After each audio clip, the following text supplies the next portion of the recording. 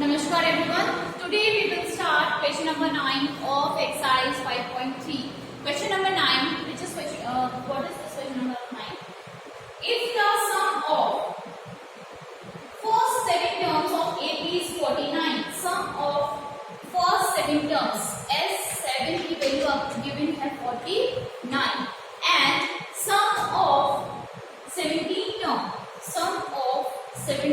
term is equals to 289 ये given है. Then find the sum of n terms. n terms का sum find out करना है. ये है आपका question. Sum of 7 terms 49 given है. Sum of 17 terms which is 289. ठीक है. n terms का sum निकालना है. n terms का sum निकालने के लिए अगेन n terms का sum बोला तो n term की यहाँ पे n term given नहीं. n terms का sum निकालना है. तो यहाँ पे a चाहिए हमें, d चाहिए. क्लियर. a और d किससे निकालेंगे? हम इन दो इक्वेशन की हेल्प से निकालेंगे. तो यहाँ पर सबसे पहले अगर देखा जाए तो S7 क्या होगा?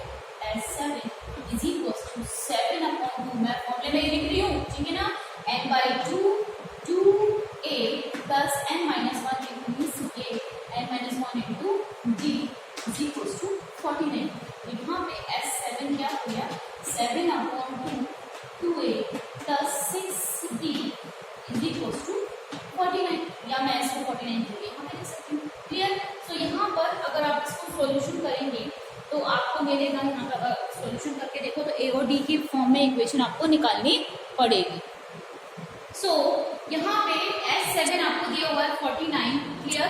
और यहाँ पे जब आप सॉल्यूशन करेंगे क्रॉस मल्टीप्लाई करेंगे तो ये 2 इसके साथ चला जाएगा, मल्टीप्लाई में 7 नीचे आ जाएगा, 7 तो जो है आपको 14 बचेगा. और वहाँ पे 2 कॉमन ले लें. 2 कॉमन लेने के बाद जो इक्वेशन मिलेगी वो मिलेगी आपको 7 is equal to a plus 3d. अब यहाँ पे a मैंने एज इट इज चाहे आप इस इक्वेशन पर रख दें, चाहे यहाँ पे मैंने एक वैल्यू निकाली इस तरह से कर दीजिए. Now second is S17. तो S17 is equal to 17/2 n/2 हो गया 2a plus n-1 into d. ठीक है. S17 आपको दिया हुआ है 289 इज इक्वल टू 17/2 ये हो गया 2a प्लस 16d. इस तरह से एक इक्वेशन आ गई. ऐसे जब हम इसको सिंप्लीफाई करेंगे तो सिंप्लीफाई करने के बाद जो इक्वेशन मिलेगी वो हम देख लेते हैं. डायरेक्टली हम वो लिख लेते हैं. सो सिंप्लीफाई करने के बाद जब आप इसको सिंप्लीफाई करेंगे क्रॉस मल्टीप्लाई में 2 यहाँ लेकर आएंगे, 16 यहाँ लेकर आएंगे तो कुछ इक्वेशन आपके पास आएगी. आप कैंसिल आउट कर सकते हैं, 2 कॉमा निकल सकता है. तो जो बाद में लास्ट जो इक्वेशन आपको मिली है वो मिली है a plus 8d is equal to 17. मैंने यहाँ पे फर्स्ट इक्वेशन निकाल कर रखी थी a प्लस 7 माइनस 3d. हमें क्या करना है? सम ऑफ n टर्म्स निकालना. n टर्म्स की a और d चाहिए. तो हम इन दोनों इक्वेशन की हेल्प से a और d की वैल्यू फाइंड आउट कर लेते हैं. तो यहाँ पे a की वैल्यू मेरे पास है 7 माइनस 3. तो put in this equation. Clear. इस इक्वेशन में मैं 7 इक्वेशन नंबर 1 हो गया, यहाँ पे इक्वेशन नंबर 2 हो गया. तो मैं यहाँ पे a की वैल्यू को इक्वेशन नंबर 2 में पुट कर देते हैं. So 7 minus 3d plus 8d is equal to 70. Clear. यहाँ पे 7 हो गया और माइनस पॉजिटिव आ जाएगा. 8 माइनस 3 करोगे तो 5d इज इक्वल टू 17 हो गया. 5d is equal to 17 minus 7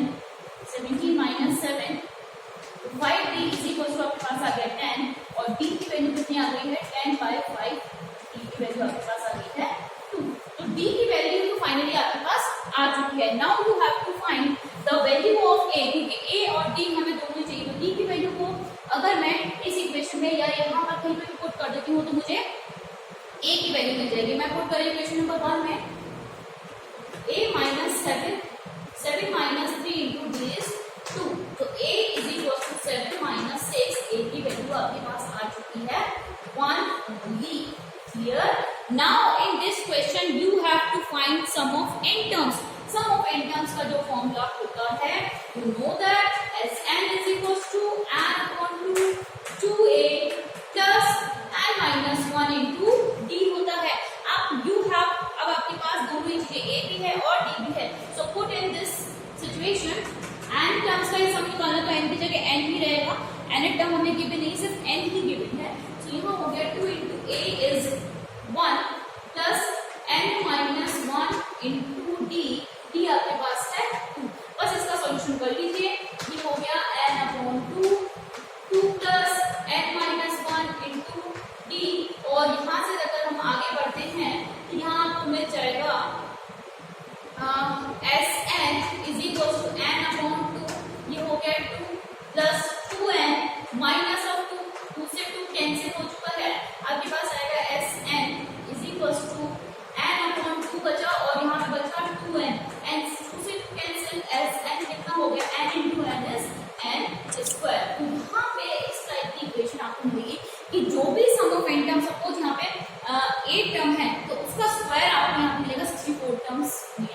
सम मिलेगा। अगर यहाँ पे 5 टर्म है तो उसको 5 रखने पर 25 मिलेगा। तो ये मिलेगा इसका सम। यहाँ पे n की वैल्यू गिवन नहीं थी, आपको nth टर्म्स का सम ही फाइंड आउट करना था। Let's start with question number 7.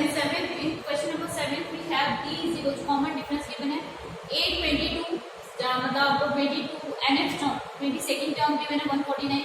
Some of 22nd term आपको फाइंड आउट करना है। सम ऑफ 22nd टर्म निकालने के लिए a और a तो आपको निकालना पड़ेगा, d आपके पास है और n भी आपके पास है। तो a आपको निकालना, तो a निकालने के लिए हमें क्या करना पड़ेगा, nth टर्म को यूज करना पड़ेगा। ये हो गया आपके पास a 22 is equal to a plus n minus 1 into D.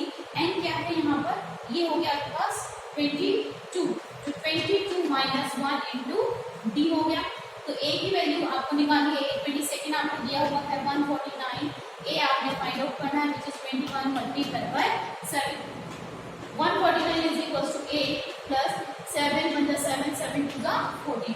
149 में से 147 माइनस हो जाएगा a की वैल्यू आपके पास कितनी आ गई है, a इज इक्वल टू 2 आ गई सिंपली। अब d भी आपके पास है। Now you have to find the sum of s22 terms. s22 is equal to formula अगर हम अप्लाई करें तो 22 अपॉन n, ये हो गया n by 2, 2a आपके पास है 2 plus n minus 1 22 minus 1 into d आपके पास है 7। बस इसका हम कर लेते हैं सिंप्लीफिकेशन। 11 ये हो गया 4 प्लस 21 मल्टीप्लाई बाय 7। यहाँ पे मिलेगा 11, 4 प्लस ये हो गया 7 और ये हो गया 14 147। और यहाँ पर जब ऐड करोगे 4 को जब ऐड करोगे 7 8 9 10 11 5 1 इसको ऐड करेंगे तो आपको मिल जाएगा। अब यहाँ पे 11 मल्टीप्लाई बाय 151 जब आप करेंगे तो आपको मिलेगा 1 करने पर मिलेगा 166 ये होगा sum of 22 terms. So this is the answer of this question. I hope समझ में आ गया होगा। डी गिवन है 822, 22nd टर्म गिवन है 149, सम ऑफ 22nd टर्म आपको निकालना है। तो n गिवन है, d गिवन है, a गिवन नहीं क्योंकि हमें यहाँ पे a रखना होता है, a की वैल्यू रखनी होती है। तो a हमें निकालना था, a हमें फाइंड आउट करना था with the help of nth term. यहाँ पे हमने लोग की a की वैल्यू निकाली विच इज 2, a की वैल्यू को पुट किया, यहाँ पे सॉल्यूशन किया, आंसर आपके पास आया है 1661। आई होप ये पूरा